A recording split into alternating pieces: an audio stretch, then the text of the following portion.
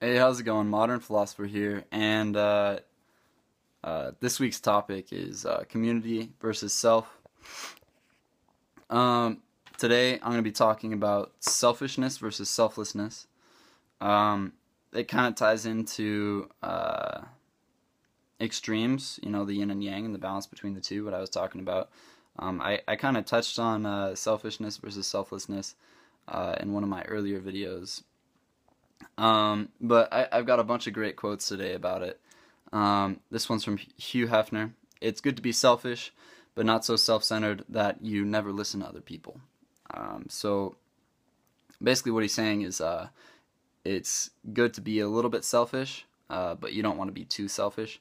And that's what I was talking about earlier. You don't want to go too far in either direction. You don't want to be completely selfish, because if you're completely selfish, A, nobody's wanting to be around you, and B, you're not going to be able to receive the benefits of the other people. And that's where it ties into self versus community, because to gain the benefits of the community, you cannot be selfish. If you're selfish, you're not receiving the benefits of other people because you're not giving them the benefits of your own perspective and your own point of view. And I've got another great quote. Let us try to teach generosity and altruism because we are born selfish. Richard Dawkins said this, and this ties into what I was talking the other day about with Sigmund Freud. Freud basically says that we all start out with complete pleasure principle. We're completely selfish, and as we grow up, this reality principle is introduced to us, and the reality principle is society, the rules of society. And as we grow up, society gets introduced to us, and we understand that we are not the center of the world, because at birth, we are the center of the universe. We are just the center. We're the focal point, right? And so this is something that happens with civilizations too.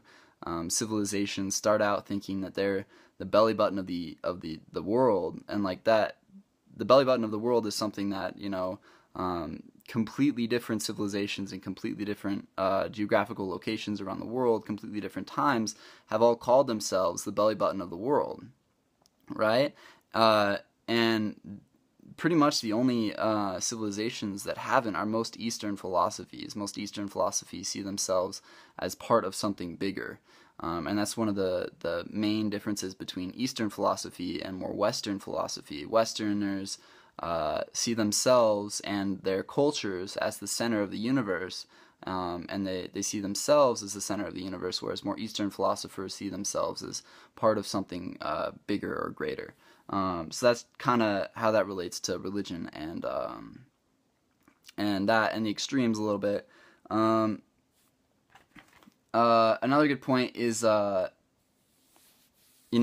you have a community, the benefit of the community is that you get to benefit from other people's experiences, right? And so you have experiences too. And so in order to become part of that community, you have to, sacrifice something to receive something. Nothing is free. You always have to have some sort of trade or some sort of payment. So when you're entering into a community, into a society, you're trading your experiences for the experiences of other people. You're trading your point of view and your perspective for the point of view and perspective of other people. And that's where community comes in, really important as far as the evolution of humans. Community allows us to adapt because it gives us access to a ton of different perspectives, a ton of different points of view. Without those tons of different points of view, we kind of lose the ability to evolve, because we're constricted into our singular point of view, our singular perspective of the world, where we are the center. And so one of the first steps toward improving yourself is understanding that you are not the center of the world, you're not the center of attention. And it's kind of funny, there's a physics thing where the universe is constantly expanding, but there's no center to the expansion, but it's always constantly expanding from the center of the universe. And because there's no center, the cool thing is that you can actually take the universe today and then take a picture of the universe, a billion years ago or whatnot, and put them on a picture.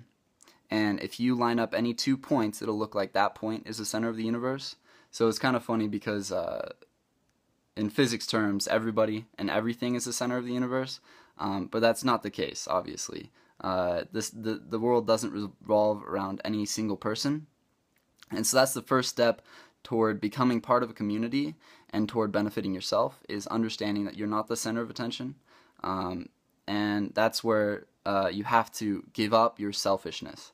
Now, on the other hand, you cannot be too selfless, because if you're giving all of yourself to other people, you will have nothing left in return. And while there is karma that goes around, like if you do good things for other people, good things will happen to you. One of Confucius's, the golden rule is do unto others as you would want done unto yourself. That's a crucial point, because everything that you do to other people will somehow get back around to you.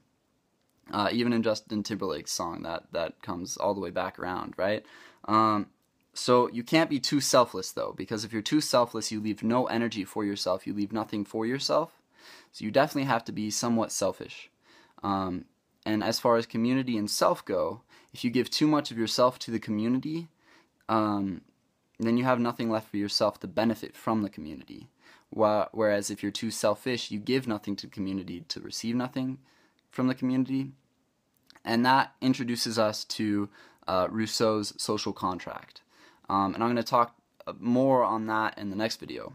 But the main gist I wanted to talk about in this video was selfishness versus selflessness. And everybody is born selfish. We are all born with the point of view that we are the center of the world. And as we grow up, we understand that there are other people, there are other perspectives, right? And the easiest way to understand that you're not the center of the universe, because if you see yourself as the center of the universe, you see in a very pinpointed perspective. You see through one lens, and you're not going to be able to change your perspective. So what you need to do is, a lot of people suggest that you travel the world, and you see the world through different people's points of view.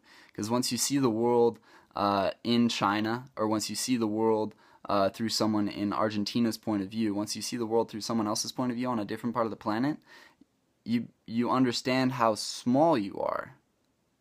And that's the greatest part of humanity. We are so tiny, and yet when we come together, we become so mighty.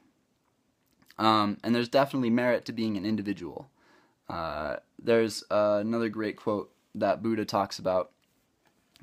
With fools there is no companionship, rather than to live with men who are selfish, vain, quarrelsome, and obstinate, let a man walk alone.